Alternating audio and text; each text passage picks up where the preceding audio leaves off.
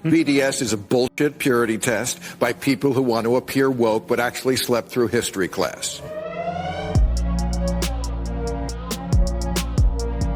The Jews are in Israel mostly white and the Palestinians are browner, so they must be innocent and correct, and the Jews must be wrong.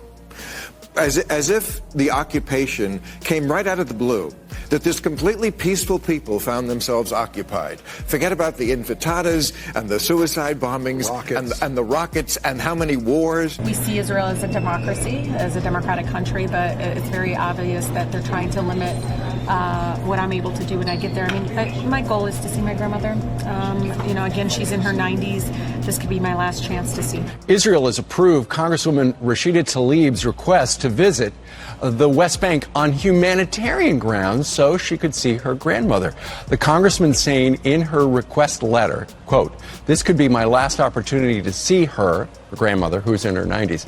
I will respect any restrictions and I will not promote any boycotts against Israel during my visit." In the occupation of Palestine. You use the term the occupation of Palestine.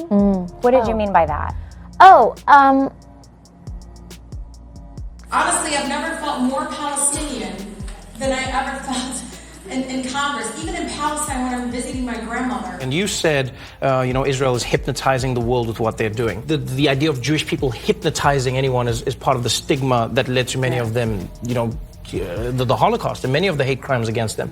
Defending that, and nobody ever gets to have the broader debate of what is happening with Palestine. For me, I want to talk about the political influence in this country that says it is okay for people to push for allegiance to a foreign country. Why is it okay for me to talk about the influence of the NRA, of fossil fuel industries or big pharma, and not talk about a powerful lobbying group that is influencing policy? And Congresswoman Omar recently just said that she compared Israel to Iran. Well, I disagree with the comments comparing Israel to Iran. Okay, people like me get strung up in Iran. So the idea that what's going on is equivalent is just wrong.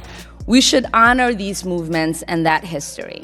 And we should honor our commitment to the principles that say we must hold our friends to the same standards as we hold our adversaries. As my colleague who just spoke used the frequent use of the words honestly and honest, let's just get to a lot of what's left out. So the BDS movement has not distanced itself from Hamas, a designated foreign terrorist organization. BDS supporters individually are not distancing themselves from Hamas either. It's not a one-way street here, is it?